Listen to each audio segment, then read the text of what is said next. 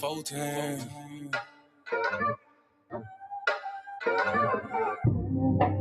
Doing gang things. Living super clean. That done came up. Can't control us. One time for the men doing cane thing. Dead fresh to the T, living super clean. 3 times for my foe that done came up. 4 times cause the man can't control us. 1 time for the men doing cane thing. Dead fresh to the T, living super clean. 3 times for my foe that done came up. 4 times cause the man can't control us. Look at you done came up now. Get it how you live, mess the game up now. Ain't messing with yoga, but get the flame up. Hey, used to be Toby, but got your name back now. I see ya, paid under pressure. 25 lighters, got them all on the dresser. If it ain't for you, ain't for you then. If you a lame or a sucker, wanna dress you then. Grown up now, bump the childish ways. Got a wife and a bunch of kids to raise. Punch a clock side hustle or a business you endure to ensure that all the bills is paid. Slow clap for your homeboy. Could've turned out like your homeboy. Been on the same block, cooking up the same rock on the cell block lot with your homeboy. But no, you had vision, you had goal. Brand new you on the old time road. Take care of home where you bust your low. Black men don't cheat, screaming bumpy hoe. Real men talk, real king ways. Still in captivity, but minds ain't slave. Got a little wisdom, boy, you PD grade. Giving out the knowledge on the stoop these days. 1 time for the men doing cane thing. Dead fresh to the T, living super clean. 3 times for my foe that done came up. 4 times cause the man can't control up. 1 time for the men doing cane thing. Dead fresh to the T, living super clean. 3 times for my foe that done came up. 4 times cause the man can't control up. 1 time for the folk that have moved up. Even if you had a slow start, screwed up. Used to gang bang, now homie brewed up. Had a little plan, I had them blew up. Look at you like a man right now. Dressed to the T, smelling like a grand right now. And you ain't got nothing from a handout now. Just faith and hard work gets it planned out now. You could've took a bunch of dusty rolls. The hand dealt with a bunch of cards to fold. To stay hot while the world is freezing cold. The same plot, but the story's never old. Slow clap for your kinfolk. Could've been asking what your info. Prosecutor could be trying to do you in for the 2020 twins, so you passing out the info. But no, you had purpose, you had plans. I ain't throwing nothing on Mercedes bands. Won't impress y'all, don't need no fans. That ain't my God, who is that man? This real men talk, real king ways. Still in captivity, but minds ain't slave. Got a little wisdom while you peek these grades. Giving out the knowledge on the stoop these days. 1 time for the men doing cane thing. Dead fresh to the T, living super clean. 3 times for my foe that done came up. 4 times cause the man can't control up. 1 time for the men doing cane thing. Dead fresh to the T, living super clean. 3 times for my foe that done came up. 4 times cause the man can't control up. Yeah, real man. Sheesh. Yeah. Doing cane things. Living super clean. That done came up. 1 time for my king doing king things. Mom these hoes cause he know he got a good thing. I submit and I cook and I clean and I never hold back on that pop. I'ma let it rain. Made me honest, I got a ring. All praises to the most high, let it sing. A real man able, sister never came. And I ain't going nowhere, this is not a game. Look at you, girl, you lonely right now. Settling for bums instead of in the most high. He provide and protect so he get our respect. And he leading us aboard when them chariots fly. I don't really think you hear me though. You can't cross this bridge on some billy goats. Let them save you in the end like a Seminole. Be his help me, shout it, let the silly go. 1 time for the men doing cane thing. Dead fresh to the T, living super clean. 3 times for my foe that done came up. 4 times cause the man can't control up. 1 time for the men doing cane thing. Dead fresh to the T, living super clean. 3 times for my foe that done came up. 4 times cause the man can't control up.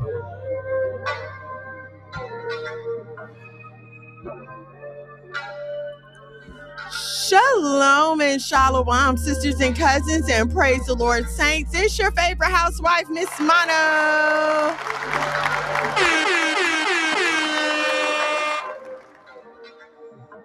Hello. I didn't mean to push that again. Hello. Good evening, good Thursday to you all. I hope you all are doing well. I hope you all are staying warm. I hope you all are staying warm. Because it's a little chilly here in the South. Yes, we are gearing up for this big ice storm, whatever it's supposed to be doing. Hopefully it don't do too much of nothing. I don't mind being, on lockdown for a few days. Appreciate that. I appreciate that. But if we could skip the power outages, that would be great. That really be my only beef with being snow, ice here is the freaking power outages. Like, put it underground already. The electric bill is high enough. Put the wires underground and let's skip all this foolishness. But anyway, hopefully you guys are safe. You have your generators, you have your food, you have your batteries, flashlights, everything like that. Shout out to my husband for making sure that we're good here. He's walking around the house putting batteries in flashlights, making sure we had gas and everything like that. So shout out to my husband and all the husbands that are out there getting their families prepared. Just in case you're wondering who I am and you're new here, I go by Miss Mono's World in these content creator streets: Facebook, TikTok, Instagram, all the places the content creators be. I be snapping on Snapchat, doing little things here and there on the internet. If you are not already on the YouTube, head over to the YouTube at Monologue Magad, MONOLOGMAGAD. Make sure you like, share, subscribe, comment, share it with your friends and your family, your cousins. Share it with everybody. Share it with everybody. Okay. So I don't have when I was thinking about a topic for today, I couldn't Angelina Shalom and Shalom sis. When I was thinking about a topic for today, I couldn't nail down just one topic. I've been trying all week. I've been trying all week. Usually on a good week, I know what I'm gonna talk about by Tuesday. On a crazy week, I know what I'm going to talk about by Wednesday. And this week, I was still trying to figure out what I was going to talk about while I was getting ready to come and talk to y'all. Okay. But so here I am. And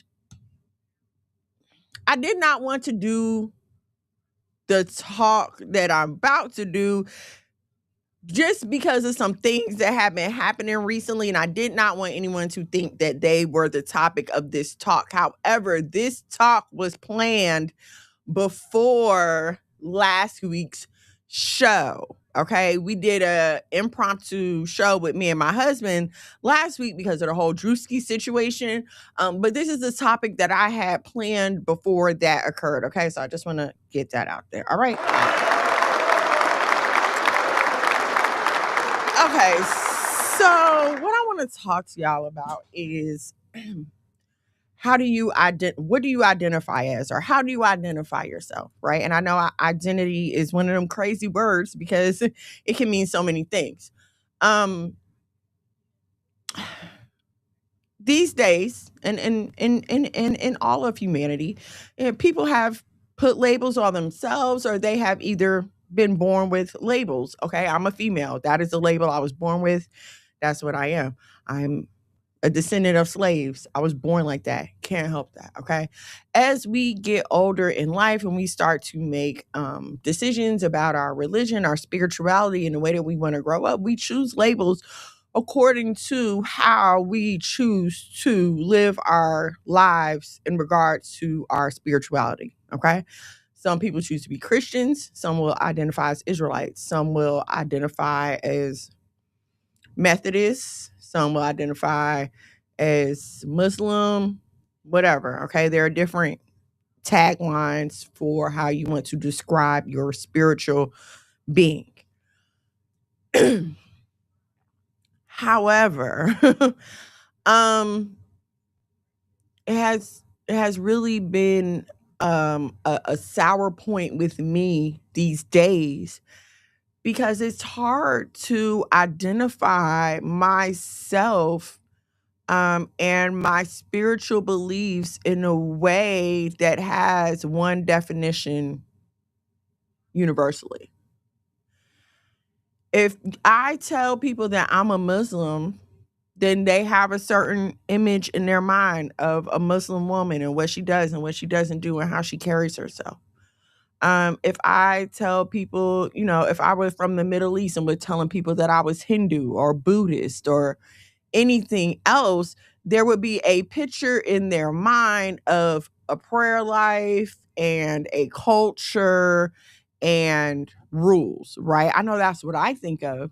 And honestly, when I was younger, that's one thing I used to admire about other religions and other nationalities, they had such a strong culture, strong family life. They were solid in their identities. They knew who they were. Okay. But now, even if I was to tell you that I was a Christian, what does that mean to you?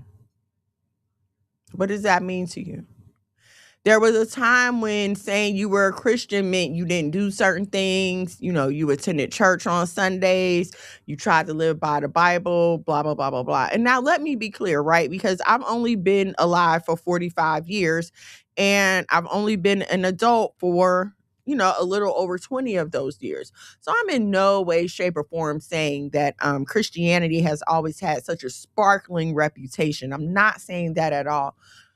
But we have to deal with the time that we live in, right? Because there's nothing new under the sun.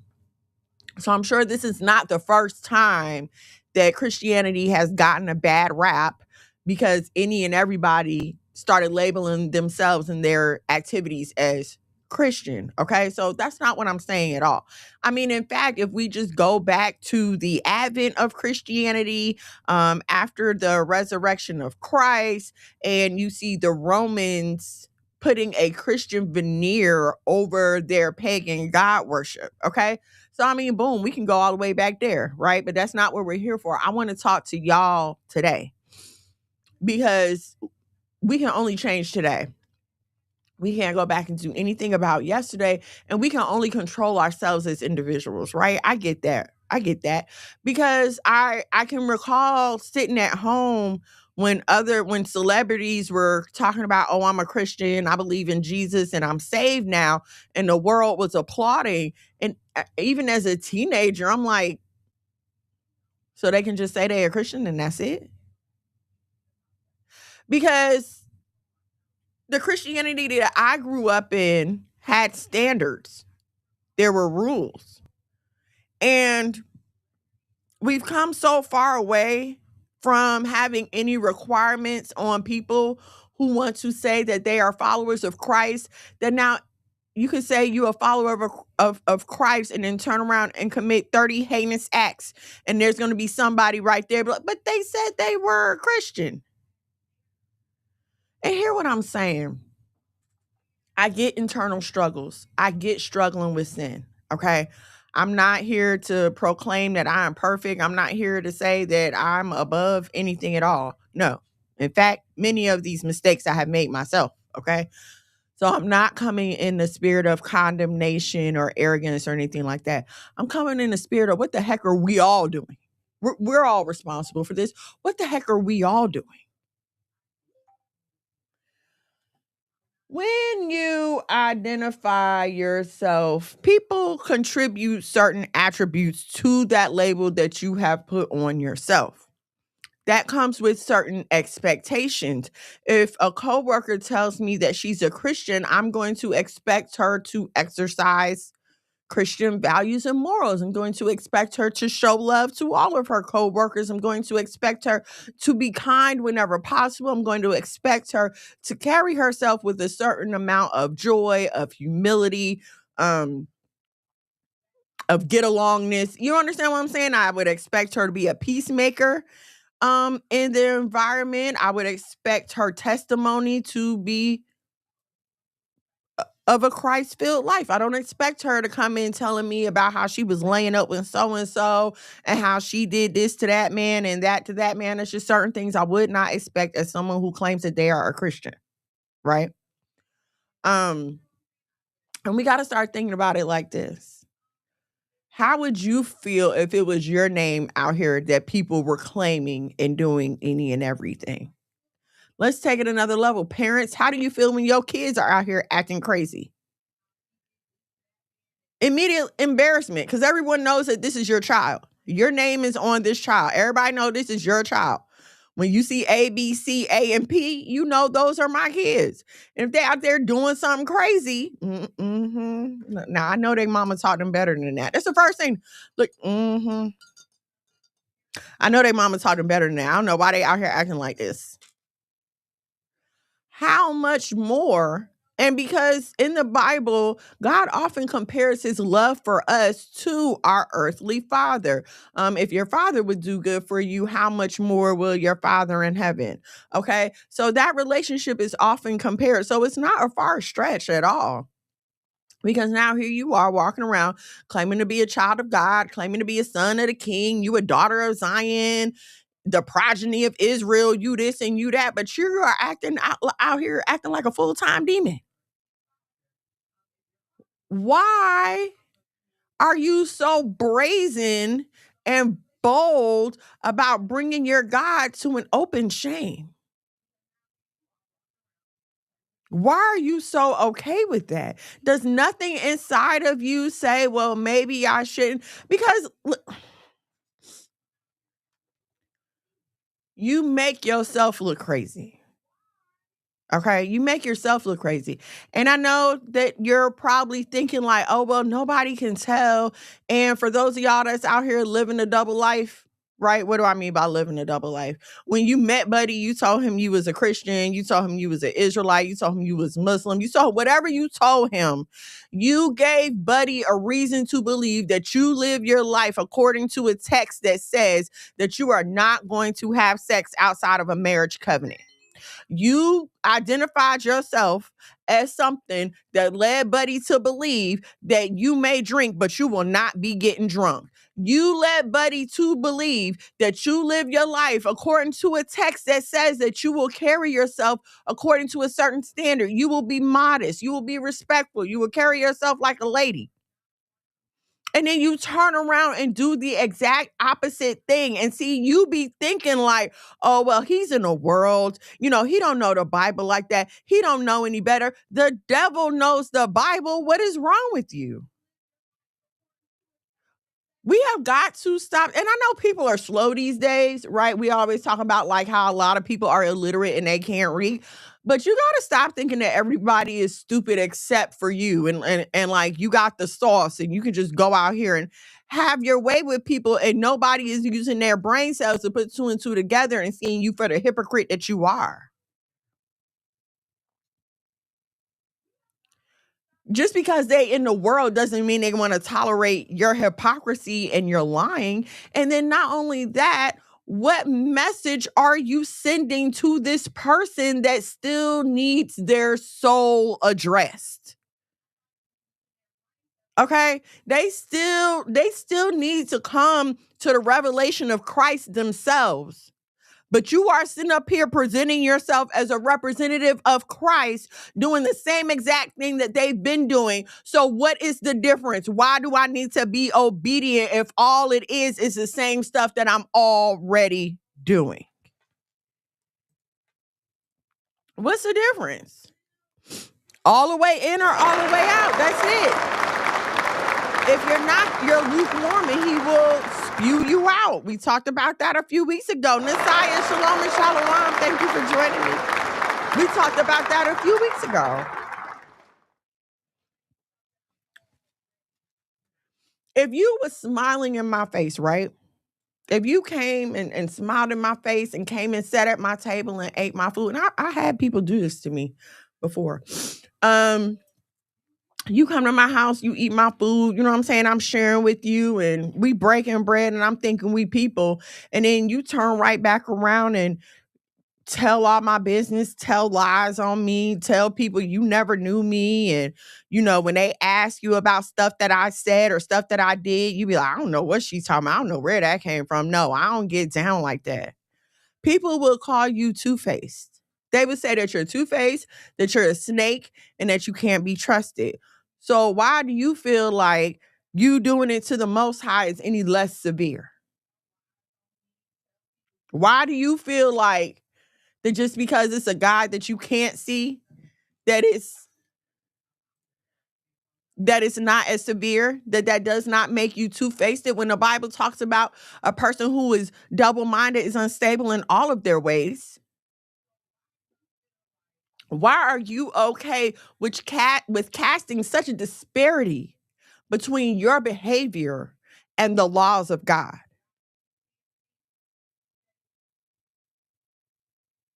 People who may have never picked up a Bible still have the ability to tell right from wrong. And what's crazy is you have picked up the Bible and you still can't tell right from wrong.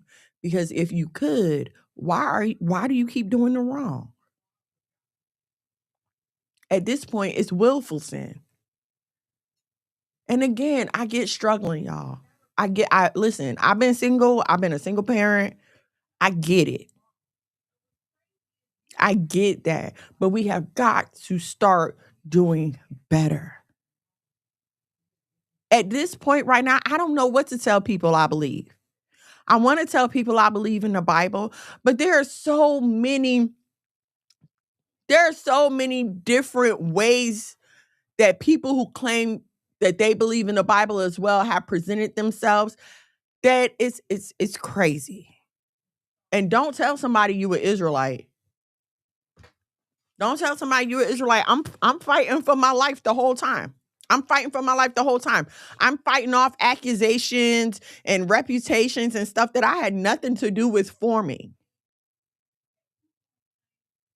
But because of the people who have come before me, because of the people who have sat on this internet and brought the name of Israel to an open shame, the rest of us are out here trying to defend what we believe in and figure out what can we possibly call ourselves. How do I differentiate myself from everybody else? And see, this is the problem when we start watering down things.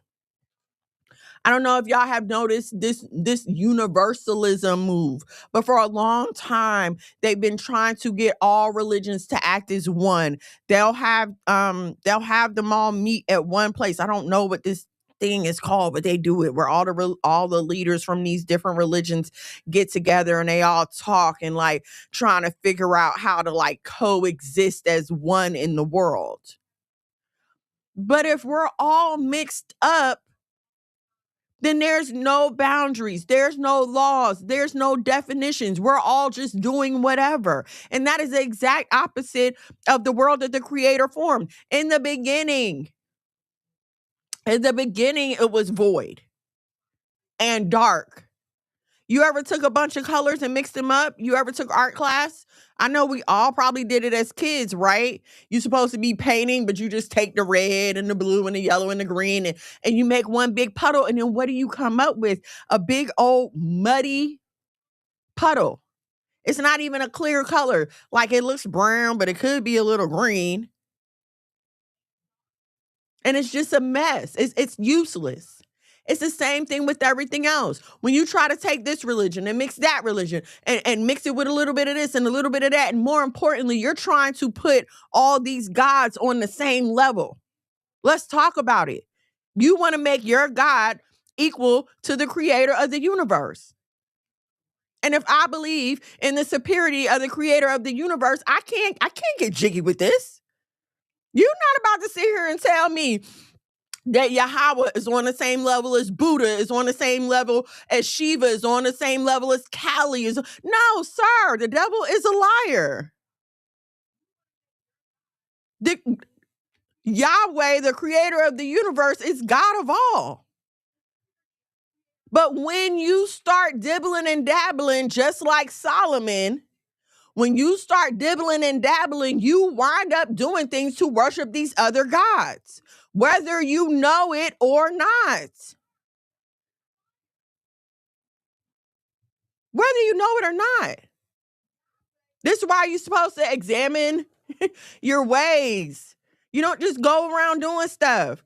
This is why be careful when you go into these holidays and these festivals, especially with carnival season upon us. Soon as it starts getting warm and they start having all these parades, y'all, be careful of what you are doing. Yes, our Father has mercy. Yes, he will forgive. But y'all be taking that pride of life a little bit too far. You take the pride of life too far. What do I mean by the pride of life?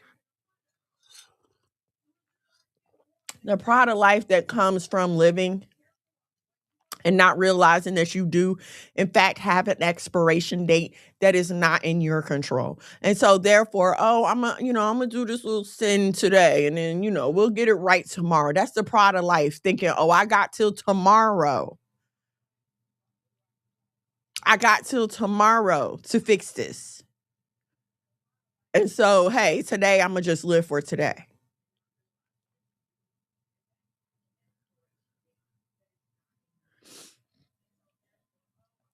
You can't go throughout life claiming God at home, but then when you go outside, you don't.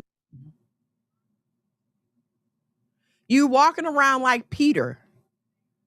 Even though Peter only denied him 3 times, you deny him on a daily basis. What do you mean by that, Miss Mono? Well, look how you're out here acting. Does your lifestyle testify to your relationship with the Most High? Are your actions backing up your words? We love to talk about words and action when it comes to a man proving himself to us, but you don't feel like you need to prove anything to the Most High? You don't feel like you owe him? Present your body as a living sacrifice, which is your reasonable service? We're not asking you nothing crazy. This shouldn't be nothing, because if you're following Christ, that's what you're doing with your body anyway, presenting it a living sacrifice. You are using your members to edify the body of Christ.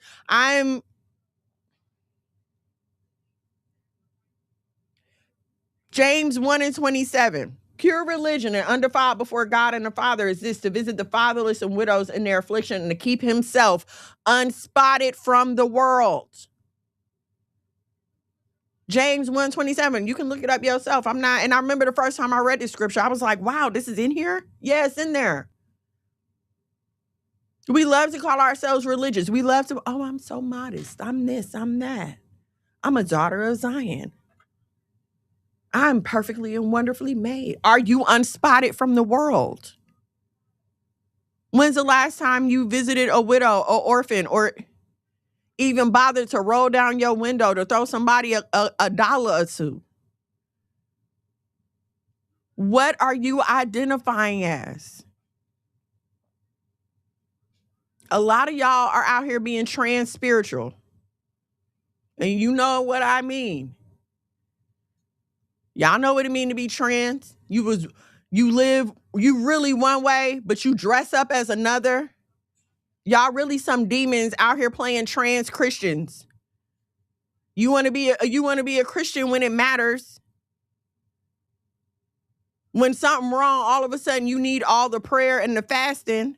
When you need some support, are you tired of the devil whooping up on you and you want to be like a boxer and retreat to your ring? Who do you call? The sisters to get a prayer through, the mothers to get a prayer through. Now you want everybody to pray for you. Now you want everybody to fast for you. But if you would have listened in the first place, you wouldn't be in a situation that you in, feeling like you about to get your block knocked off. And y'all think it's a game.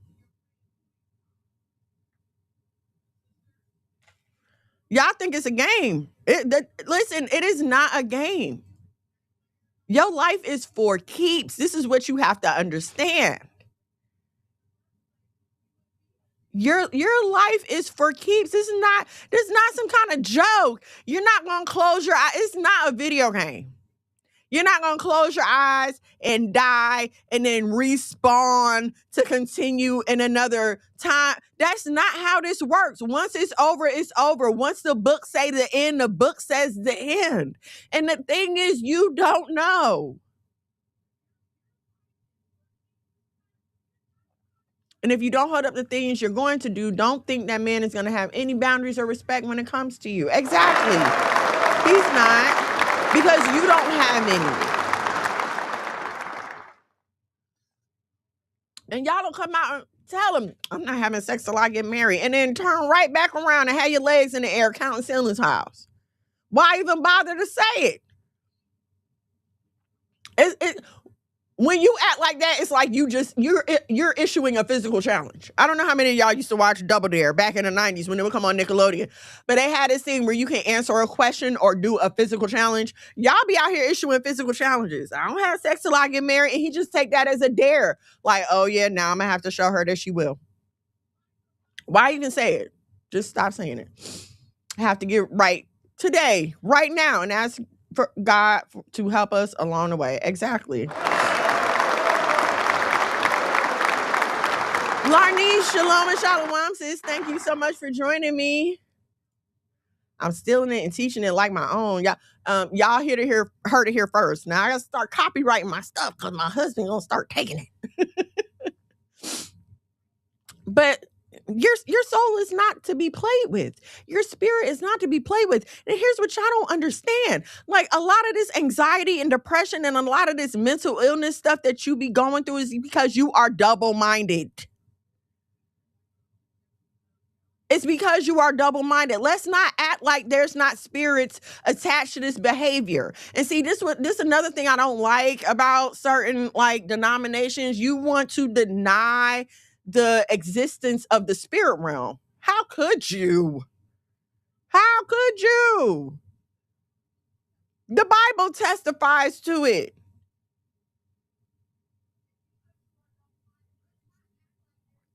The torment that you keep going through, the voices that you keep hearing in your head.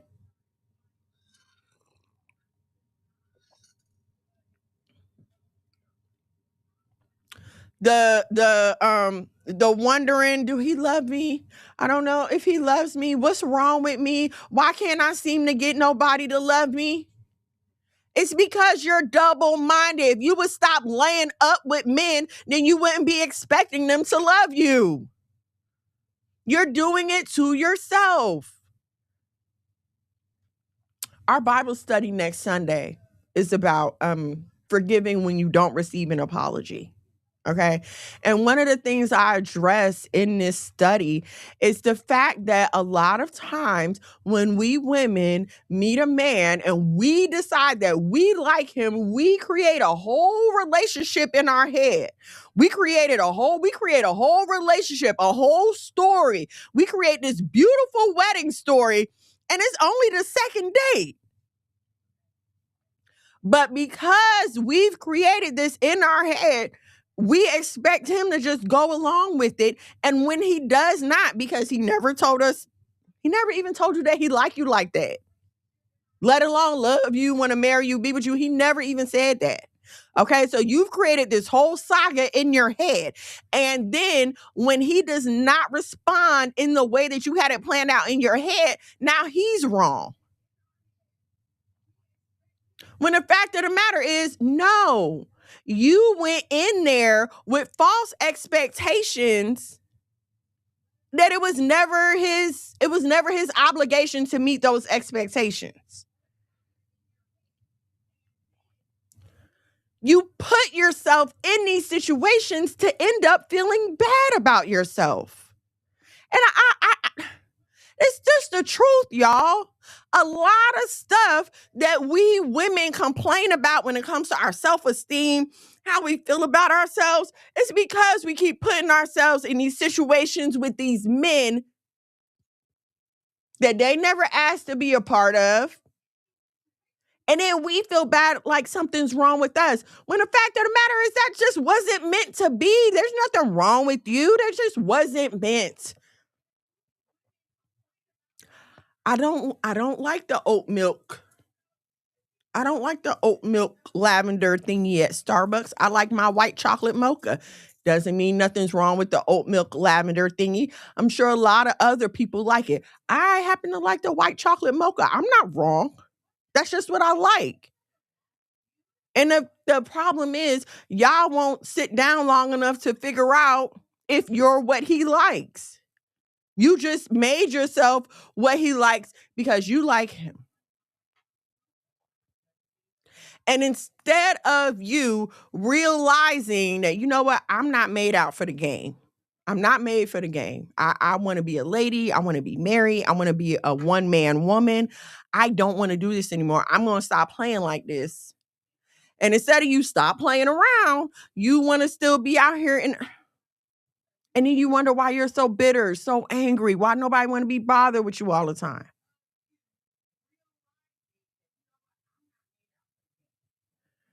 You put yourselves in these situations, and then when it doesn't work out, you're wondering why. When the fact of the matter is, if you would have stuck to what you claim to be, you wouldn't be in this situation in the first place. The laws of God exist for a reason. If you love him, you'll keep his commandments. It says that multiple times.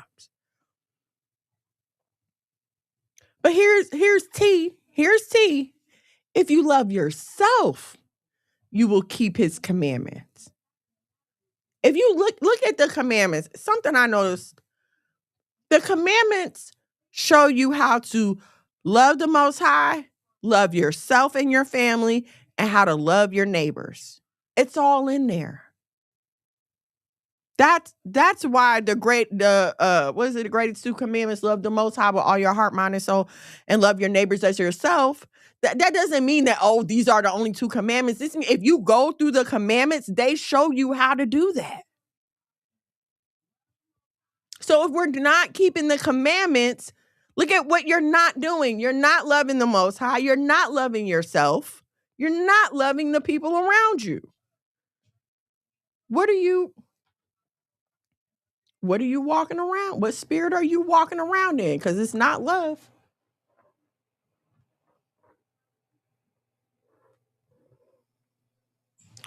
You can't want to drop the Christian title when it's good for you and feel like those of us who are trying to be steadfast still have to acknowledge you as a Christian. I'm sorry.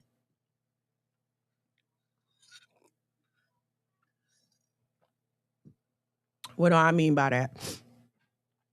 If I seen you out here out of town thugging with your rounds, and then we come back to study and I need prayer, I'm not going to ask you to pray for me.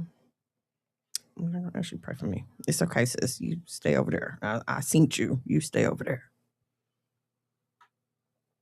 If I know you out here being a city girl, doing the Meg the Stallion, when it's time to get a fasting partner, that's okay, sis. You just, I'm good, sis. Thanks. I need help. I need a breakthrough.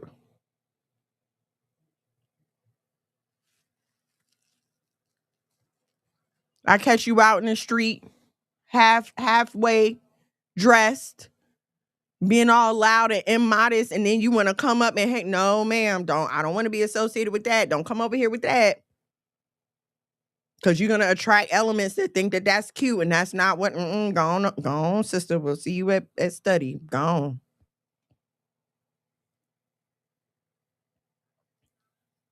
You can't have it both ways, sis. Either you're going to be a woman of God or you're going to be a woman of the streets. You cannot.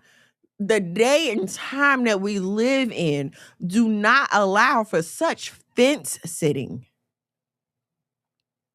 The way that they are so flippant about sex. It's even to the point where they sitting up on TV talking about, here, take this. Don't worry. You can't get HIV from me. I saw a commercial or something, and this man sitting up here talking about how, yeah, my load is undetectable, so I can date just like anybody else. Sir, excuse me? Excuse